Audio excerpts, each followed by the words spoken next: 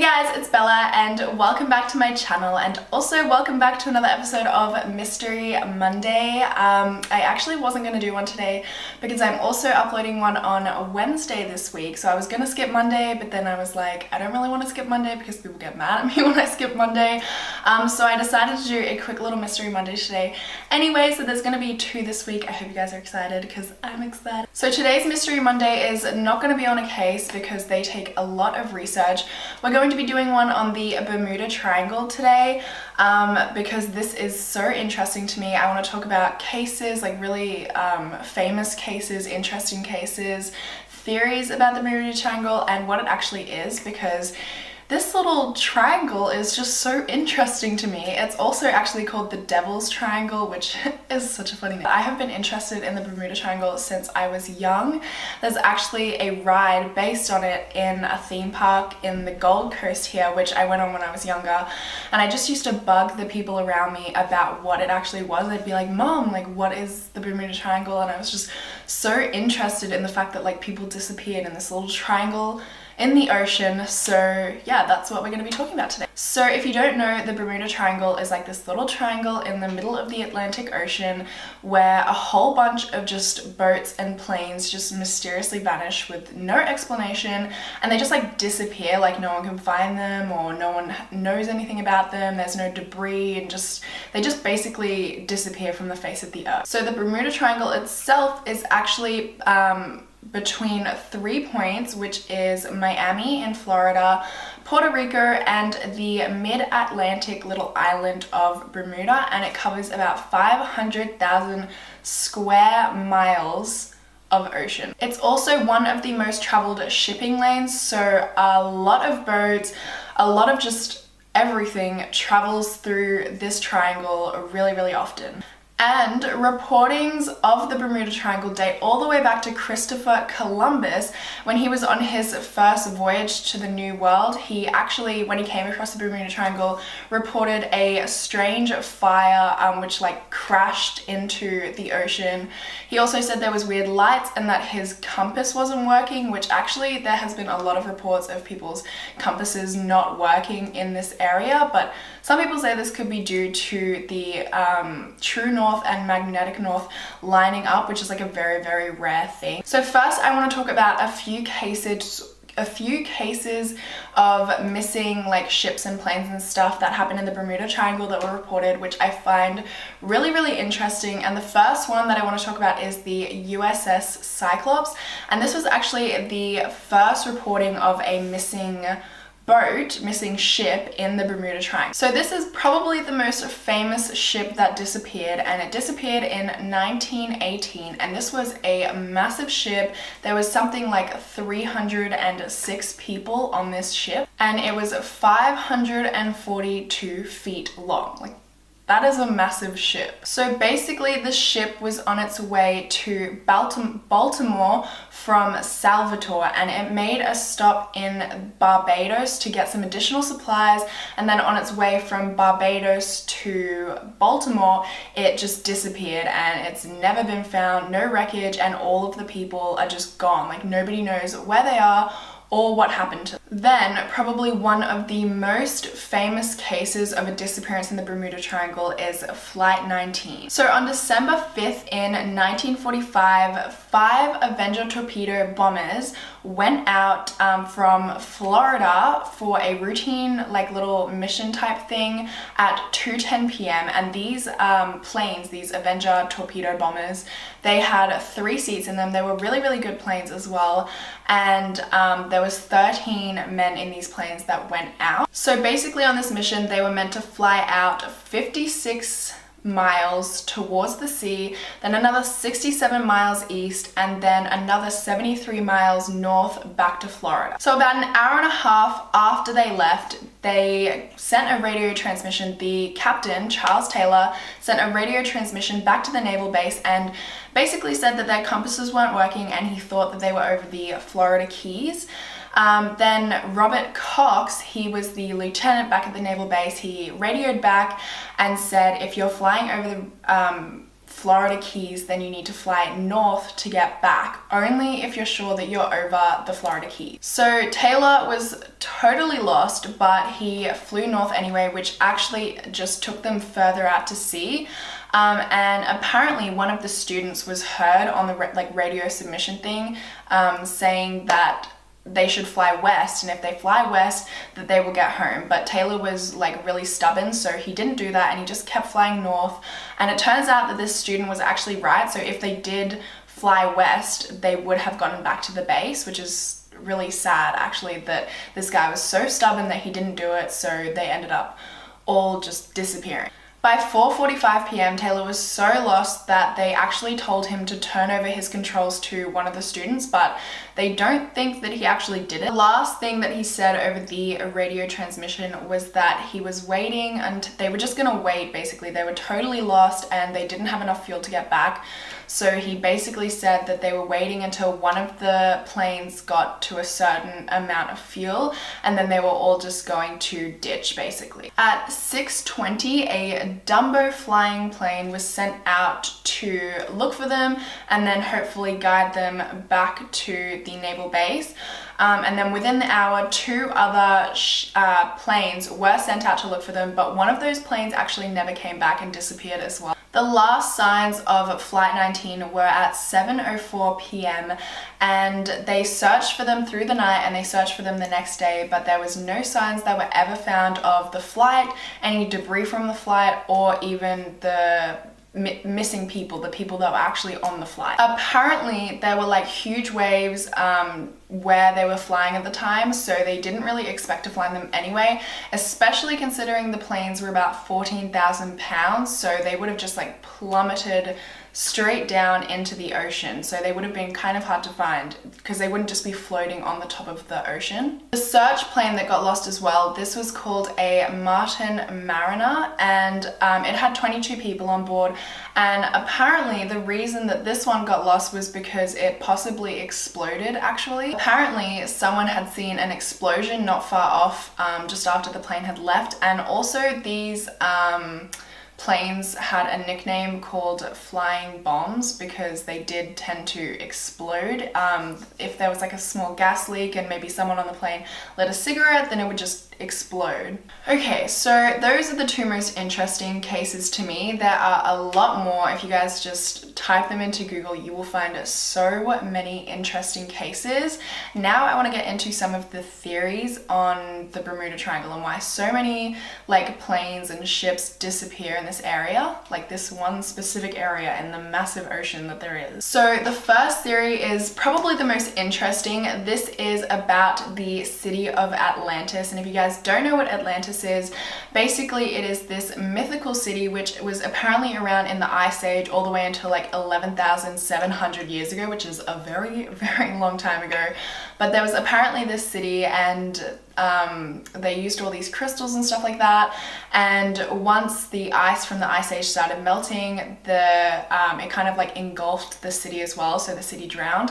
And I don't think there's any like concrete evidence that this was like a real city, but I still find it really interesting because like a lost city, like how cool is that to think about? I just find Atlantis like a really cool thing. So when I heard there was an Atlantis theory, I was like, oh my god, and I just like dived right into that research because I don't know, have any of you guys heard of Atlantis? Like, do you guys find Atlantis as interesting as I do? Like, there's this entire city and no one knows if it was a real thing or not.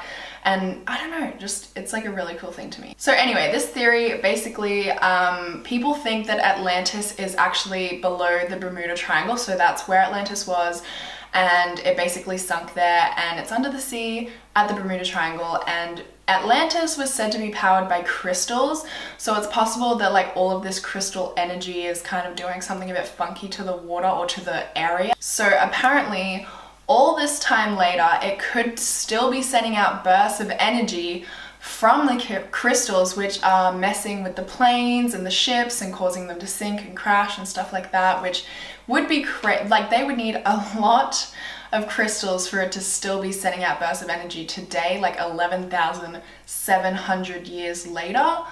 but it's one theory. There's also a theory of time warps or time travel. So this theory suggests that boats or planes that go through this, there's actually a part where it's they enter a time continuum, a time-space continuum, I think it's called. Basically, they think that the Bermuda Triangle would be like a time warp or some sort of time traveling portal, and when they enter it, they enter like a space-time continuum, and then they like enter, disappear from our time and end up in another time, like say 1970 or 1830 or something like that. They end up in a different time, and apparently this theory also suggests that they can only travel once. So once they leave, they can't come back in to our time. They can't travel time at all again, which explains why they haven't been able to get back in and like explain it to anyone or like tell them like, yeah, it was a space-time continuum. But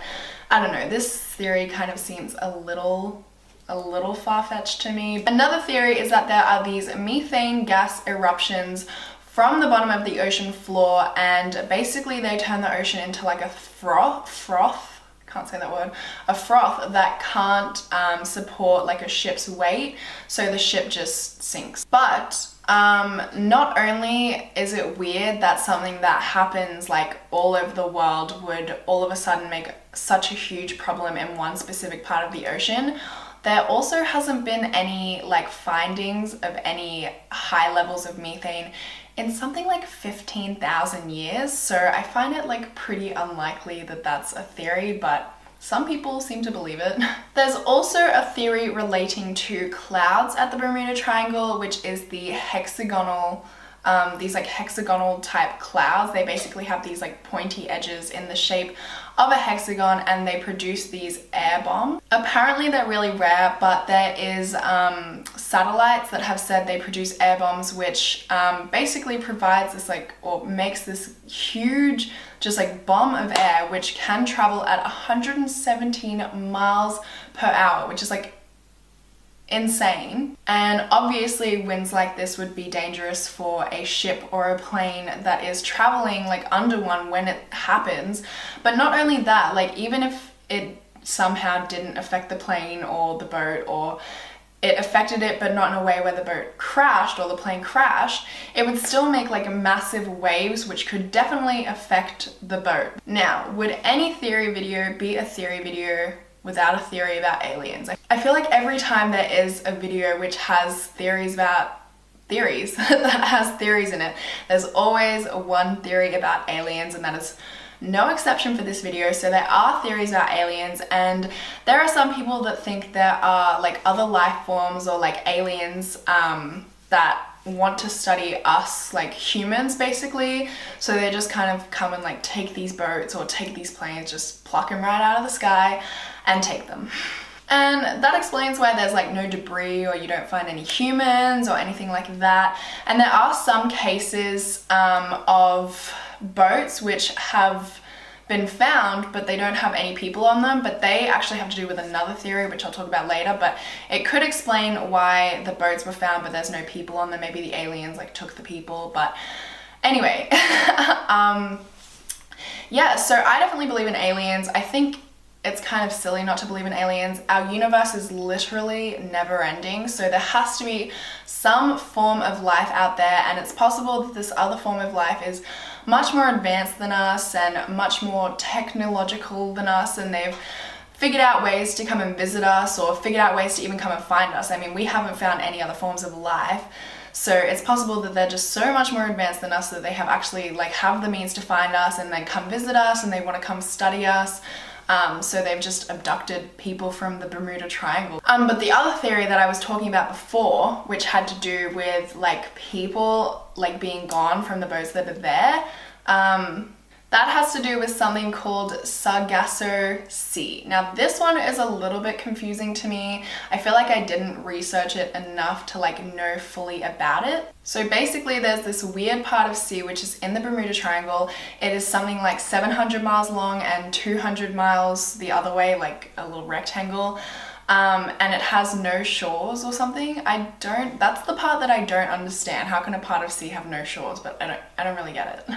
but it has like currents on all sides of it. Strangely, this sea is like really calm and warm, which unlike the rest of the Atlantic is like cold and pretty harsh and like has a lot of storms and stuff. This is just like really calm, but it also has all of this seaweed, and I think it was it's like brown. And even when Christopher Columbus went through it, he thought that he found like land, because he just like saw this brown in the distance. So apparently he thought it was land or something like that, because it's just like all of this seaweed. And some people thought that the seaweed was blown in, but it's been proven that it's actually not. Like, it's native to this part of sea. The seaweed like grows there, just in this little part of the sea, the Sargos Sea. Basically, big ships have no problem like powering through this, but sometimes ships can get stuck in this little area. They become basically motionless because there's not a lot of currents and there's not a lot of wind in the area. It's like really, really calm or something, and they kind of like get stuck in the weeds, I think. So there's been a few cases of ships that go into this area and they're like in this area, but when they're found, the ship is still there, but there's no one on board. There was this ship called the Rosalie, I think it was pronounced, in 1840, and it went in here and disappeared, and then when it reappeared, there was just no one on board. There was also another ship found in this area, which was, the ship was fine, but when they found it, there was no one on board again. So then this captain sent his crew out to go and look at this ship, this boat, and like see what was up, and then it basically disappeared. And then when it was retraced and found 2 days later, there was nobody on this ship again, which is super weird to me. And apparently there have just been a whole bunch of boats that have just gone into this area, and then there's just been no people on the boats, which is just like, I don't know, that just seems really strange to me. Like, I don't understand like why the boat gets there and then all of a sudden there's just nobody on the boat. Anyway, the last theory is about the weather. There's some really crazy weather out in the Bermuda Triangle apparently. They have huge storms, hurricanes, water spouts, which is basically like a water tornado, and just really, really intense, crazy weather in the Bermuda Triangle, which could destroy a boat or a plane. It could just destroy them, and that's why they disappear. And on top of that, like, not even a third of our ocean has been like explored properly. So it's possible that after these ships are just destroyed, they just, you know, sink down to the bottom or something, and we just haven't searched properly for them or haven't searched in the right places to find them. So it's possible that it's literally just the weather that is causing these boats and these planes to go down and disappear. And just, there are so many people that don't believe the Bermuda Triangle is like a real thing. They believe everything, every disappearance of every plane, every boat, every ship, every cruise can be rationally explained. And it's not that unrealistic that after these disappearances, we just haven't looked in the right place and we just haven't been able to find them, because there is so much of our ocean that just hasn't been explored properly, that it's possible that we just haven't found the boats that have gone missing. Considering how many boats and ships and planes actually go through this area as well, a lot of people say that the amount of disappearances isn't actually even unusual. Apparently they're not unnaturally high, and it's to be expected with the amount of traffic that goes through the Bermuda Triangle. I don't really know what I personally believe. Like, I've found the Bermuda Triangle so interesting for so long, and when I was younger, I just thought that there was some crazy thing going on. Like, I thought there was like some like mysterious like magical thing that was the reason why all of these like people were just going missing in the Bermuda Triangle. Like, I was so enthralled with it. I just didn't know what to believe. I thought it was the coolest thing ever. But I feel like as I get older and as I do more research, I feel like it can all rationally be explained. Like, I feel like the Bermuda Triangle is not something like magical. Like, it's not something mysterious that there's a reason that all of these boats and planes go missing. Like, I feel like the reason that they go missing can all rationally be explained. Like, I feel like there's always something and we just haven't found them. Especially the whole compass thing. I feel like that's a big point for a lot of people, and they think that the compass is going weird for a certain reason because they're in the Bermuda Triangle. But it can possibly just be the thing that I mentioned at the start of the video to do with true north and magnetic north that is like messing up the compasses. So yeah, I just feel like there's a rational explanation for everything, and considering the fact that it's not an unusually high number for the amount of traffic that actually is in the Bermuda Triangle, I don't know, I kind of just feel like it's not something as interesting as everyone's making it out to be. But I would still like to know what you guys think. If you guys think it's rational, if you guys are like me and think that it's just, you know, like not a real like mysterious thing, or if you guys believe one of the theories, or if you have a theory that maybe I didn't mention in the video, I would love to hear your thoughts. Definitely give this video a thumbs up if you enjoyed, subscribe to my channel for more, and hopefully I will see you guys in my next video. Bye!